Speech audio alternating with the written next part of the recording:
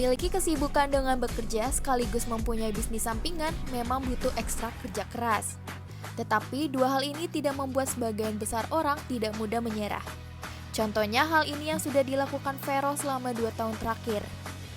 Perempuan asal Tangerang ini telah memulai bisnis online-nya yaitu menjual berbagai official merchandise K-pop sejak tahun 2017 saat masih di bangku SMA.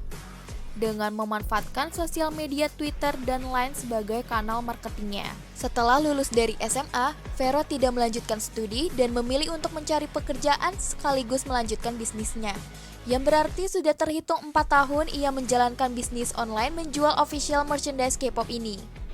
Selain untuk menambah penghasilan, sayang juga sih kalau misalnya merchandise K-pop ini bisnisnya tidak dilanjutkan karena saya melihat peluangnya yang begitu besar dan juga memang kultur dan budayanya di Indonesia pun sangat berpengaruh gitu, terutama bagi anak-anak muda.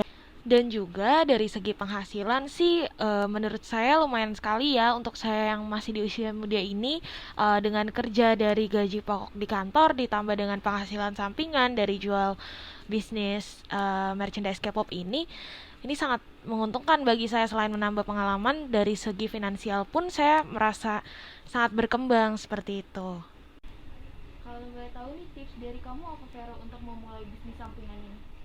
Oh, untuk memulai bisnis sampingan sih, ya sebenarnya simpel aja ya, karena namanya juga sampingan gitu, jadi nggak terlalu menekan sekali.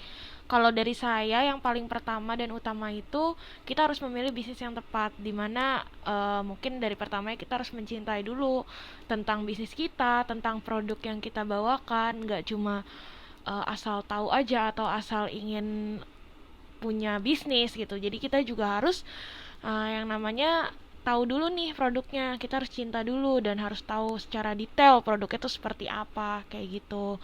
Dan juga yang kedua sih mulainya dengan modal kecil ya, karena kan namanya pengusaha muda itu kan nggak banyak yang punya modal besar untuk membuat usaha gitu. Tapi ini juga bisa dijadiin batu loncatan bagi kita yang anak-anak muda. Karena ya dari saya seperti ini itu terbukti walaupun dari modal kecil itu bisa jadi sesuatu yang besar di kemudian hari. Yang penting berani mencoba kayak gitu. Dan juga yang ketiga ukur kemampuan diri sih. Jadi kita nggak mau stuck di situ-situ aja. Kayak misalnya mungkin gaji saya di kantor sudah bisa memenuhi kebutuhan hidup saya. Cuma kan namanya balik lagi masih muda, pasti masih banyak hal yang masih ingin kita coba. Jadi kita bisa uji nih kemampuan diri kita tuh sampai mana sih kayak gitu. Empat, kita juga harus pintar atur waktu. Nah ini paling penting juga karena apalagi namanya bisnis sekunder ya, bukan yang primer. Jadi kita masih punya tanggung jawab untuk pekerjaan primer kita. Jadi yang sekunder ini kita harus pintar-pintar untuk bagi waktu. Misalnya ke kantor dari jam berapa sampai jam berapa. Mungkin saat pulangnya kita bisa atur waktu untuk packing, untuk rekap, atau mungkin dibantu dengan admin-admin yang kita punya, teman kerabat yang kita punya. Pokoknya kita harus atur sebisa mungkin, jangan sampai keteteran kayak gitu.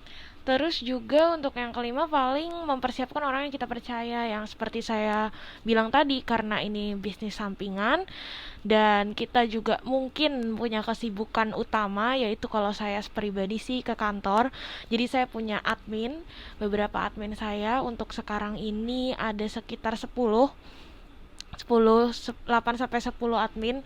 Itu ada yang untuk ngurus bisnis saya, ada yang untuk rekap, keuangan, dan juga ada yang ngurus warehouse seperti itu. Jadi kita siapkan orang yang kita percaya untuk di bisnis kita ini.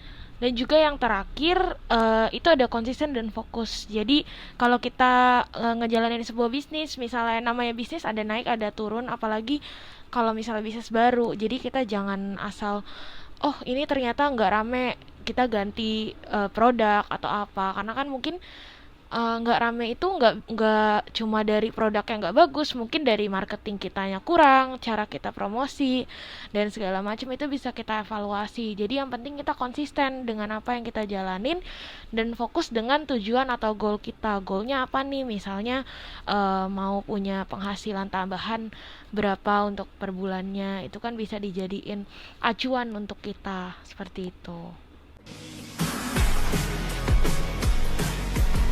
Berikut tadi sejumlah tips dari Vero yang bisa jadi pertimbangan kamu sebelum memulai bisnis sampingan yang sukses sekaligus bekerja di usia muda.